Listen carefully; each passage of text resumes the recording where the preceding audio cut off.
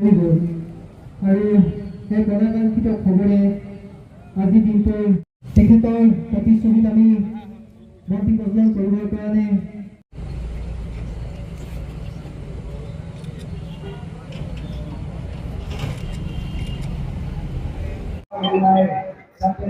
Heartthrob Zubeen Garg নাইকিয়া হৈ যোৱাটো আমাৰ সমগ্ৰ অসমৰ কাৰণে এটা অভাৱনীয় পৰিস্থিতিৰ সৃষ্টি হৈছে আৰু আমাৰ কাৰণে দুখৰ বিষয়।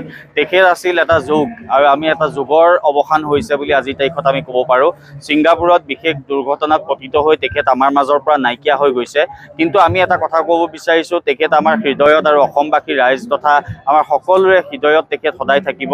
আৰু সমগ্ৰ অসমতে যিহেতু আজি শোকৰ ছাঁ পৰিছে, এক ভাবিব নোৱাৰা খবৰে আমাক আৱৰি ধৰিলে আৰু তাৰ পাছতে আজি অসমৰ সকলো প্ৰান্ততে সকলো আঞ্চলিক ছাত্ৰ সন্থাসমূহে ইয়াত কাৰ্যসূচী গ্ৰহণ কৰিছে, ৰাজহুৱা শ্ৰদ্ধাঞ্জলি কাৰ্যসূচী গ্ৰহণ কৰিছে।